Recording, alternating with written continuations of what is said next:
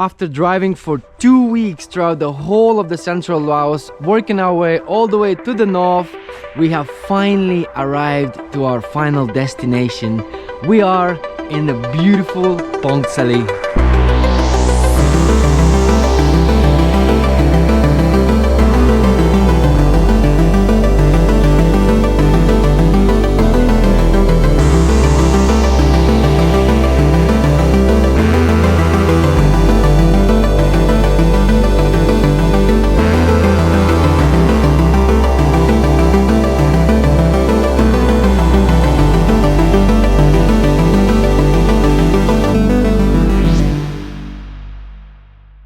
Right now we are at Phoufa Mountain, which is one of the highest viewpoints here in Phongsaly, and at the top of the mountain there is a stupa called Phoufa Stupa. They only built this in 2019, so this is really recent actually.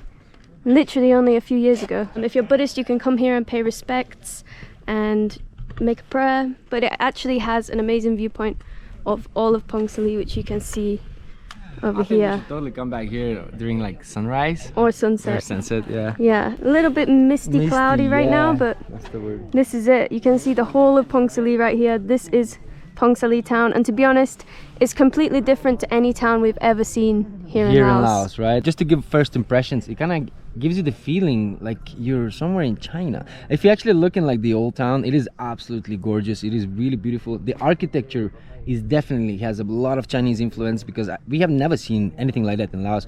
We lived here for quite a little while now. We've been coming back to Laos, but seriously, this is the first place that is so different to any other places here in Laos. And to be honest, I had a little chat with Now in Lao, the YouTube channel Now in Lao, and even he told us, he was like, this is literally one of a kind places here in Laos. So really can't wait to explore this place. Just heading to the old town, which is pretty hard to miss it.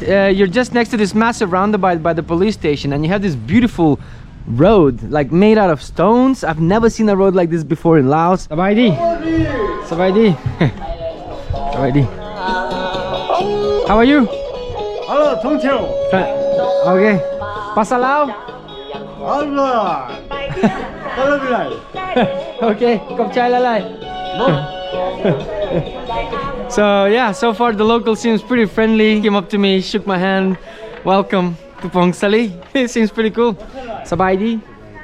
Yeah, everyone seems pretty like, they smile at us, you know. I don't know if it's because there's not a lot of tourists and they just happy to see us, or they're just simply friendly people. It really doesn't feel like you're in Laos, does it? It really doesn't. Even when you try to speak Lao to some people, I don't think they actually understand Lao. Even Litda, when she tries to speak Lao, apparently a lot of people here in Phongsaly don't even understand Lao, because there's a lot of different tribes living here, and a lot of people from different countries like China and Vietnam, so it's a big mix here. Man, this is like time travel, like seriously, the whole town, apart from the cars, the motorbikes, you know, the vehicles, it really feels like you're in some old town somewhere. Hello! Look at this, like very local vibes, proper like neighborhood. This is corn by the looks of it. It looks like it's corn. They're drying it out for some reason. I have absolutely no idea what it's for, but it smells like a bit like vinegary, like it's preserved. Hello, Sabaidi. Sabaidi. Sabaidi, Sabaidi.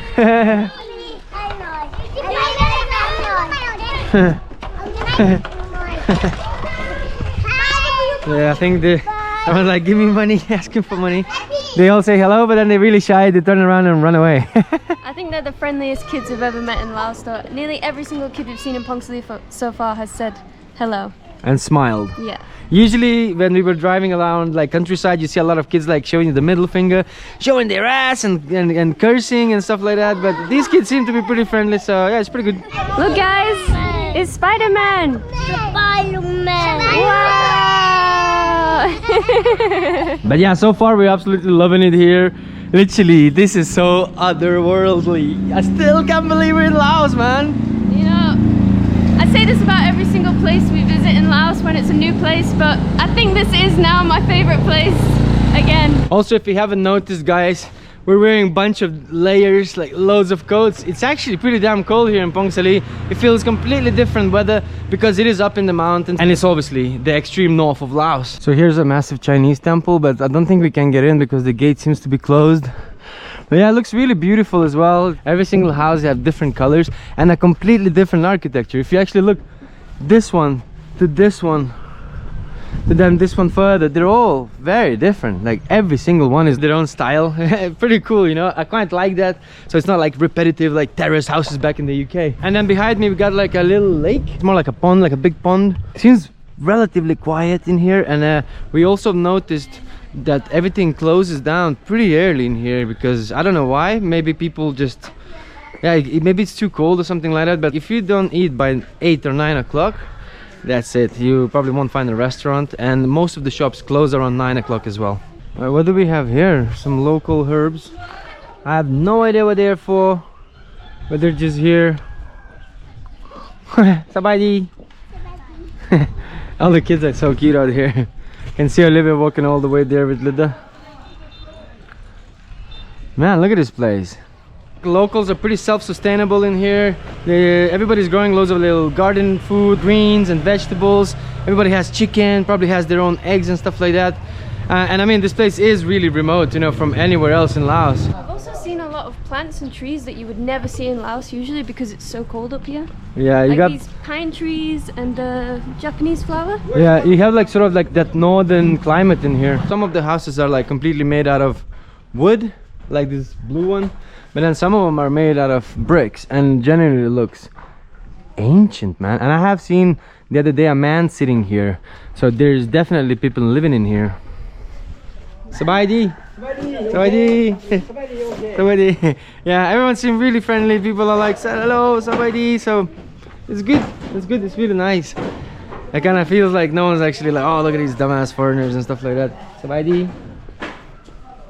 I'm not sure what he's doing with the ropes, some sort of exercise maybe. I'm not entirely sure. To be honest, guys, it does feel like this town used to be way busier than it is today. You actually look around and you see a lot of massive hotels, like this one for example, and it really seems like there's not a lot of people staying. A lot of stuff are closed down, like this one, Summit Learning Center. It looks pretty shut down, and there's a lot of places like that. So it really feels like back in the day this town was thriving way more than it is today.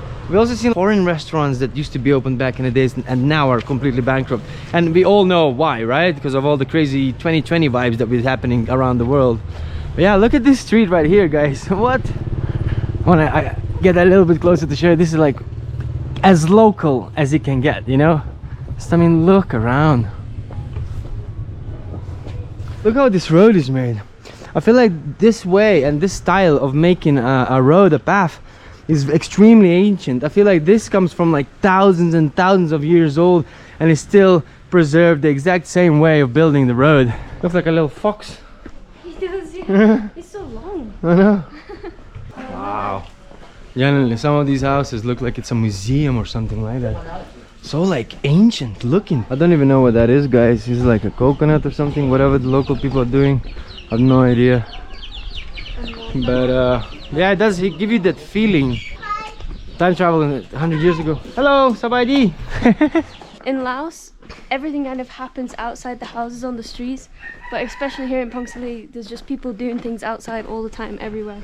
Everywhere you look, there's life and things happening, and animals and food drying on the side of the street.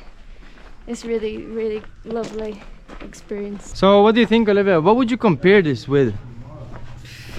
I think it's incomparable. I don't think I can compare this to anything, really. I know, right? Have some people following you, some kids and stuff. We've got some followers. Keep poking their heads around the corners and running away again. You see a lot of ladies wearing these like really bright scarves on their head, and that's because they are from a tribe, Aka, Khmu, and majority of them are Hmong. In Phongsaly, we see the first guy with the skateboard. The skateboard, Sabaidi. Oh, very nice. Sabaidi. Wow. Look at the skateboard. Very nice. Look, it has 8 wheels. I know. Have you ever seen a skateboard with 8 wheels? No. Mario's giving it a go. Wow, look at this skateboard. Alright. Never seen a skateboard like this. Whoa. I think you can't do many tricks with this one. No? Hey! Oh, Hey! Watch out! oh. Hey! Very cool.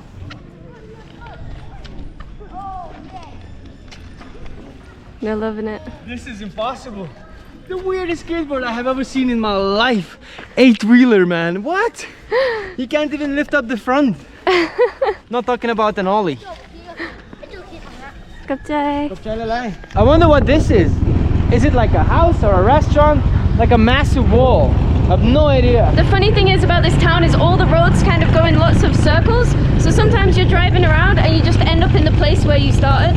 It's really confusing and a bit like deja vu feeling sometimes. Yeah, because like the whole town is built literally in the mountain range. Yeah. So they had to work their way around to build houses and stuff. So that's what it's all like, sort of like a massive maze. So that's a nice little place. It has like a little pond again. Seems like a lovely little playground for children. We came here the other day and see a bunch of kids playing around. Yeah. Kids, teenagers. I mean, there's probably not that many things to do in this town, so it is quite nice for kids to have a little bit of like space for them to hang around. We were looking for a market the other day and we were like, where the hell the market is?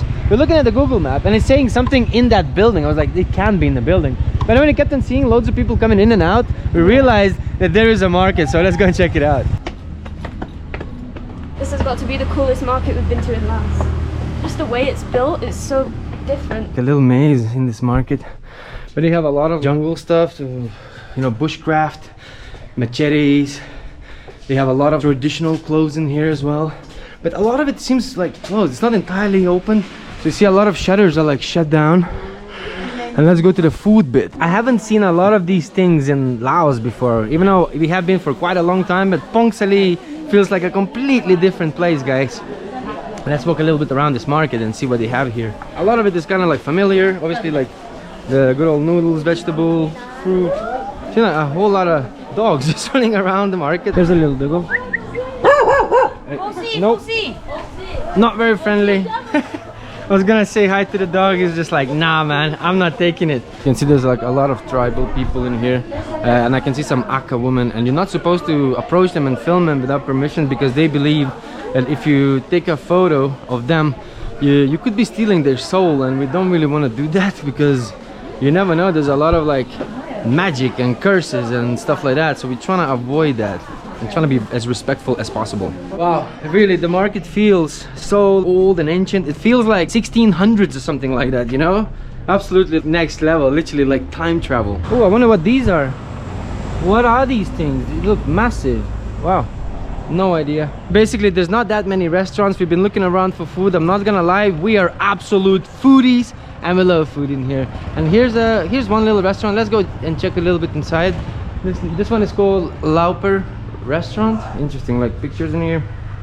And yeah, but this is one of the few restaurants suggested on Google Map. So like I said, it's sort of like you have to drive and search, and don't expect to find any Western food, any pizzas, tacos, burgers, forget about it. So we kind of know a couple restaurants and we're getting a little bit hungry, so let's go get a bite. Yeah, we're going to the one of maybe 5 restaurants that we know exist here, and it's probably maybe open. We don't know. We're gonna go find out. Because most of the restaurants are genuinely just noodle soup, but it's a little bit different noodle soup. It actually has like a lot of variety of things to put into your soup. It's kind of like a little bit Chinese style. It's quite nice for a change, but we've been having soup 2-3 times a day, and I feel like I'd like to chew my food today. Yeah, something's happening over here. Yeah, I think it's like a wedding or something like that. Yeah, loads of booze. Definitely not a birthday, but a wedding. I feel like a lot of people in the village were at that wedding today because a lot of restaurants were not open today. We just asked for food in one of the few restaurants that are available today because most of them are closed, and we don't understand what they're saying, but they have like this guy, so I don't know what that is. A lungs maybe, that's a stomach, some more meat, some interesting looking sausage. So I don't know if it's like a hot pot or soup or no idea. These are the options. We just don't actually know what they cook. Right, so this restaurant feels like they have a bit of like the menu, not just like really random intestines and stuff like that even our Lao friend didn't understood what they meant. She asked, what food do you guys have? So she sent us to that fridge and we're just like, we don't know what's going on. Even our Lao friend doesn't. But this restaurant has a bunch of variety. For a lot of foreigners that are coming here and they haven't been in Laos very long, a lot of the menus are not in English, they're only in Lao. Luckily we're with our Lao friend, so she orders for us, and we do know a few Lao words, but if you don't know, then it might be really hard for you, so learn a few Lao words when you come here. It will help you out a lot. I take padek for you. No. Please no. In every single restaurant in here in Phongsaly, they give you a cup of tea. And Phongsaly is actually the capital of the entire world for the oldest tea tree plantation, which is over 400 years old, guys. Kop chai lalai. And I'm just about to try it. Let's give it a try. Haha. Ah, so damn good. So damn good. And I'm not even saying this for the camera, guys. It is really, really good. And cheers. You really do need this in this freezing cold weather. I'm chok. Hello, Phoungsali. Oh yeah, God, I love it here. It is pretty damn cold to be drinking cold beer, but we just love beer a little bit too much, and we're just gonna cheer one. Cheers, guys. For the Phongsaly. Way. Ah, very nice. Proper nice. By the way, we're having a little video inception with Litda takes a trip. Boom. There's a little bit of a deficit here with like chicken and stuff like that, because a lot of farmers who grow food here, they send the organic free-range chicken to China, and people prefer to buy imported meats because it's like way cheaper. So there's not much chicken in this town, but we're actually not very picky. And today we just got a good old laap from Phongsaly, and we have some nice cow pad, which means fried rice with moo, pork, omelette, and obviously the classic Lao cow niêu, which is sticky rice. And oh my god, I was like, we need to vlog this first, but I cannot wait to finish the vlog so I can dig in. I'm absolutely starving. This is the first time we're trying buffalo lab. Not a biggest fan of buffalo, but we never tried it before, so let's do it. Right, I think you need to use your hands for this one. You take a bit of rice, you remember? We made a video with Sang's Academy of English back in Vientiane. Big up Sang if you're watching this right now. We don't forget about this experience trying raw lab that time. That was pretty gnarly. Except this time we had it cooked. Give it a try.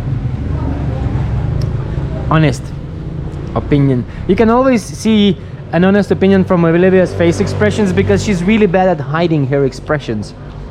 Honestly, all you can taste is like the herbs. You can't really taste the thing about buffalo is it's the aftertaste for me that is just really weird. The actual eating it is okay, it's just the aftertaste, but can't really taste it. The herbs kind of hide it. It's pretty good. Bit of sticky rice, and then you just like pick it up with your hands like this. There we go. Got a bit of chili, bit of onion, bit of buffalo. It's actually not bad. It's good. We're actually paying only 80,000 for one night in here, which is pretty cool. It's like $5. It's a little bit dark in here, but I'm gonna walk you in to show you our room. We just moved in today. We haven't had time to tidy up, but the main thing that we love about this room is obviously look at the views, guys. What? Yep, we have this. And then the cool thing, you can actually step out through the window, and there's like a little balcony. So you can just go out there and chill. The views get even better because we have this little kitchen where we actually in the morning we have coffee, breakfast, and we have this view in here. Look at this. Literally living the high life for $5 a night. What do you know about bargaining? Probably one of the best guest houses in Phongsaly, and it's not even on the map. Yeah, that's the funny thing. A lot of places aren't on the map, so you have to kind of go around and search. Exact same thing is with the restaurants. And in general, Phongsaly accommodations aren't actually that expensive. If you want something fancier-ish, you pay like 300,000, and then if you just want something simple, it'd be like about 100,000, if not less. And you don't really need aircon, not at least at this time of the year, because it's absolutely freezing. And if you're looking for extra tips and advice on all places Laos that you're not going to find in the usual tour guide books, we, Travels and Toast, are actually going to be making an ebook on Laos about everything Laos across all places, so stay tuned.